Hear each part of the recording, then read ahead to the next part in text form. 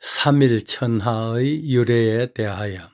삼일천하라는 말이 인구의 회자, 회자는 사람들의 입에 오르내리는 것을 말합니다.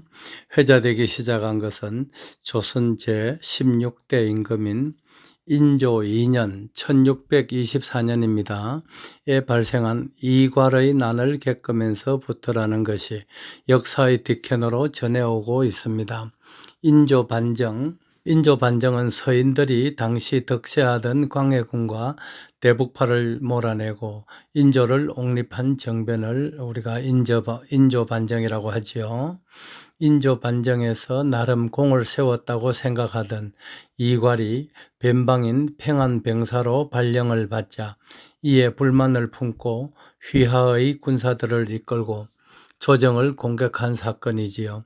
이괄의 난은 지방에서 반란을 일으켜 서울을 점령한 최초의 사건으로 역사는 기록하고 있습니다.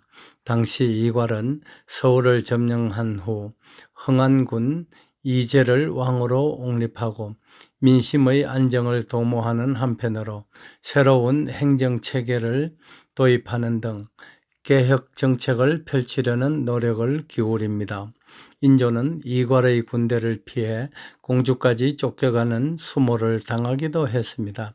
하지만 장만, 정충신 등이 지휘하는 조정의 군사들에 의해 반군은 괴멸되고 사흘 만에 반란의 주모자였던 이괄의 목이 잘림으로써 난은 수습되었습니다. 세간 사람들의 입에서는 사흘 만에 목이 잘려 죽은 이괄의 어리석음을 빗대 삼일천하라고 수군댔다는 이야기가 야사로 전해지고 있습니다. 황금소는 과거의 수치스런 역사 이야기를 하려고 꼭두새벽에 이런 글을 쓰는 것이 아닙니다.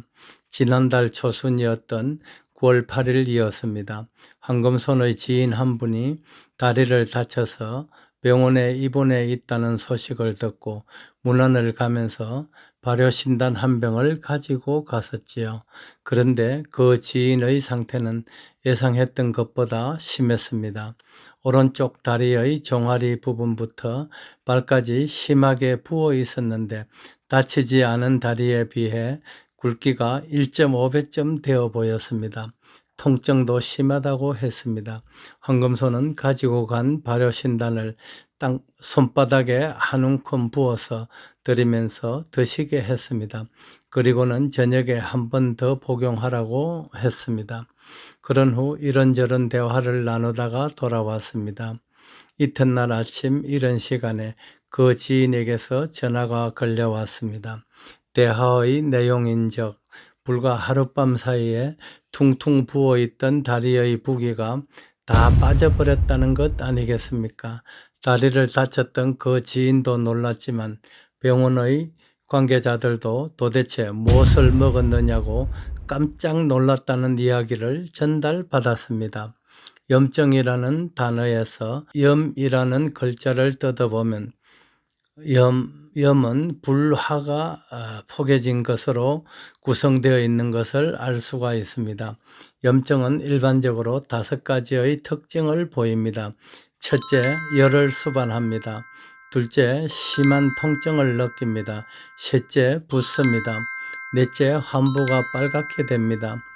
마지막은 세포의 기능이 마비되는 단계입니다. 죽는다는 의미가 포함되지요. 비단 발효신단 뿐이겠습니까?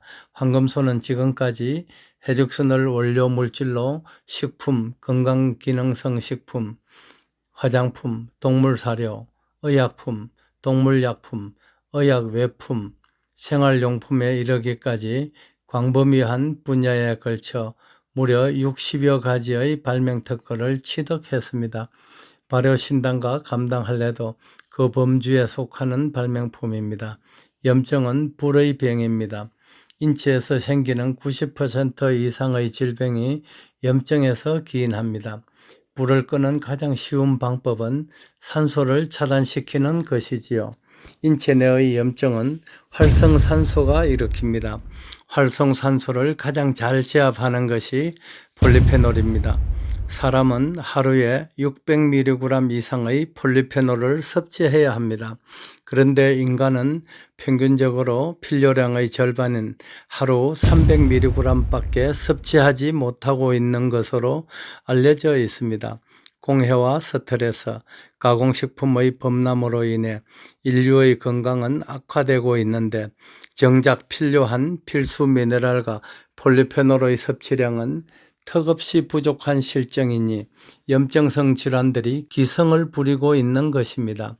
관절염, 역류성 식도염, 비염, 후두염, 중이염, 장염, 잇몸염증, 대상포진, 단순포진, 무좀, 습진, 탈모 등에 이르기까지 활성산소가 원인이 되어 일으키는 염증들은 그 숫자를 헤아릴 수조차 없는 실정입니다. 우리는 간단한 실험을 통해서도 불을 끄는 방법을 터득할 수 있습니다.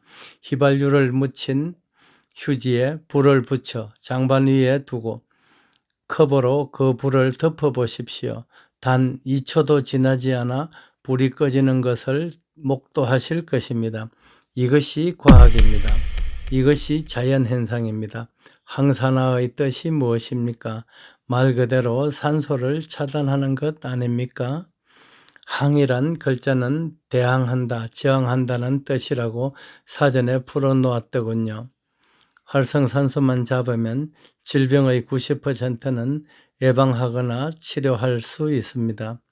그 활성산소를 가장 잘 제압하는 물질이 폴리페놀입니다. 폴리페놀을 가장 많이 함유한 식품으로 밝혀진 식품이 바로 해죽순입니다. 블루베리의 40배, 홍삼의 75배, 마늘의 225배나 되는 폴리페놀을 함유한 해죽순입니다. 해죽순을 섭취한 후 염증이 바로 사라졌다면서 깜짝 놀랐다는 분들이 줄을 잇습니다. 그 해죽순으로 발효신단을 만들고 감당 할례를 개발했습니다. 기름 묻힌 휴지에 붙은 불도 산소만 차단하면 바로 꺼지듯 활성산소만 차단하면 인체의 염증은 바로 사라집니다. 이괄이 반란을 일으켰다가 사흘 만에 목이 잘렸듯 몸속에서 활성산소가 일으킨 반란은 해죽순으로 만든 발효신단이 사흘 안에 제압할 것입니다. 강력한 항산화력을 발휘하는 해죽순을 응용해서 식품은 물론이거니와 의약품에 이르기까지 다양한 제품들을 생산해서 백마로 고통받는 분들을 매우 저렴한 비용으로 낫게 해드리겠다는 야무진 꿈을 가진 황금손입니다. 귀한 해죽순을 모든 인류를 구원하는 좋은 일에 쓰임받을 수 있도록 하겠습니다. 꿈은 꾸는 사람만 이룰 수 있다는 평범한 진리를 믿습니다. 400여 년 전 이 땅에서 벌어졌던 이괄의 난에서 유래된 3일천하를 되새기는 10월 초 사흔날 새벽입니다. 부디 건성하십시오. 2022년 10월 3일 이른 새벽에 새벽을 깨우는 사나이 황금손 배대열 올림. 배대열의 세상만사. 구독과 좋아요를 눌러주시면 황금손은 큰 힘을 얻습니다.